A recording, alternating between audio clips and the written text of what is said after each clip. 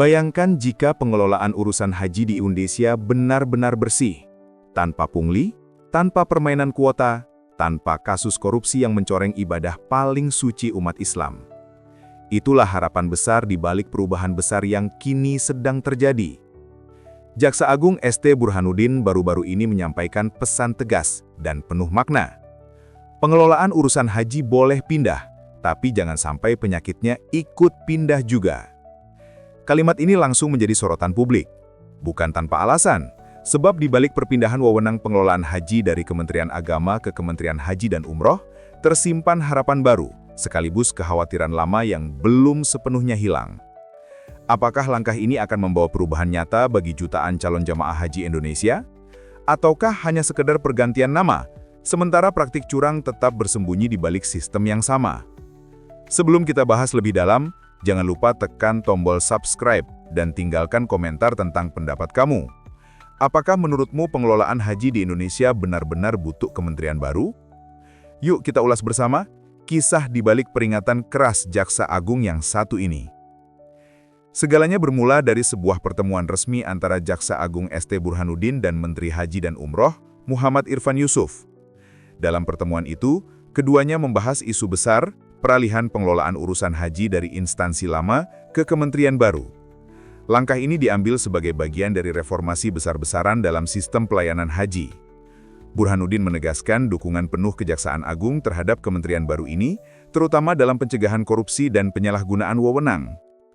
Namun di balik dukungan itu, Jaksa Agung juga mengingatkan dengan nada serius, jangan sampai penyakit lama ikut pindah. Yang dimaksud penyakit di sini tak lain adalah korupsi, maladministrasi dan praktik kotor yang selama ini menghantui birokrasi haji. Urusan haji bukan sekadar administrasi, ini menyangkut kepercayaan umat Islam, uang rakyat, dan nama baik bangsa di mata dunia. Karena itu, Burhanuddin meminta agar kementerian baru ini benar-benar memulai dengan langkah bersih dan penuh integritas. Menteri Haji dan Umroh yang baru, Muhammad Irfan Yusuf, tampak menyambut pesan itu dengan serius. Ia bahkan meminta pendampingan langsung dari Kejaksaan Agung dalam proses transisi ini. Pendampingan ini mencakup dua hal besar. Pertama, memastikan peralihan aset dari Kementerian Agama ke Kementerian Haji dan Umroh berlangsung bersih dan transparan. Artinya, setiap aset yang dialihkan harus dipastikan tidak bermasalah secara hukum, tidak terlibat korupsi, dan benar-benar bisa dipertanggungjawabkan. Kedua, Menteri Irfan meminta agar Kejaksaan juga melakukan tracing atau penelusuran integritas terhadap 300-400 calon pejabat yang akan bergabung di kementerian barunya. Langkah ini diambil agar mereka yang akan duduk di kursi penting benar-benar orang yang bersih, jujur dan siap melayani jamaah dengan hati. Burhanuddin pun menyambut baik langkah tersebut. Ia menyebut kerjasama ini sebagai bentuk nyata komitmen pemerintah dalam membangun tata kelola ibadah haji yang bebas dari noda korupsi. Baginya, pengawasan sejak awal lebih baik daripada penindakan setelah masalah terjadi. Di balik semua semangat perubahan ini, publik tentu masih menyimpan ingatan pahit. Kasus dugaan korupsi kuota haji tahun 2024 yang kini tengah diselidiki oleh KPK menjadi alasan utama mengapa reformasi ini dianggap mendesak. Kasus tersebut menimbulkan luka dalam bagi umat Islam Indonesia. Bagaimana mungkin urusan suci seperti ibadah haji masih bisa dicemari dengan jual beli kuota dan permainan jabatan? Inilah penyakit yang dimaksud Jaksa Agung, penyakit lama yang jangan sampai ikut pindah ke lembaga baru. Masyarakat berharap perpindahan kewenangan ini bukan sekedar ganti baju, melainkan perubahan sistemik yang benar-benar mengembalikan kepercayaan publik.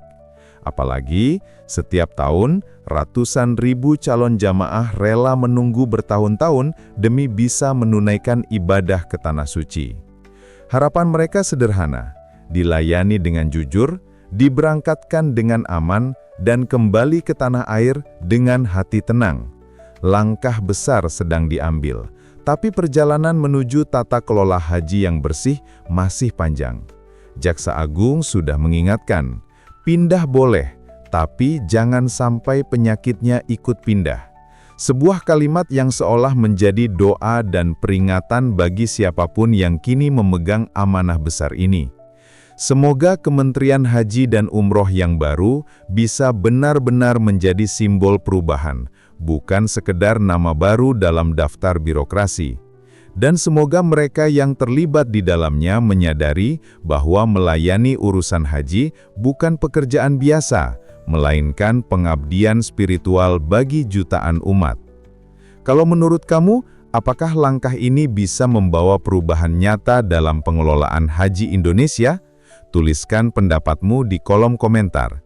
Dan seperti biasa, jangan lupa subscribe, nyalakan lonceng notifikasi, dan dukung terus channel ini agar kita bisa terus menyajikan berita dan refleksi terbaru seputar dunia haji dan umat Islam. Sampai jumpa di video berikutnya. Wassalamualaikum warahmatullahi wabarakatuh.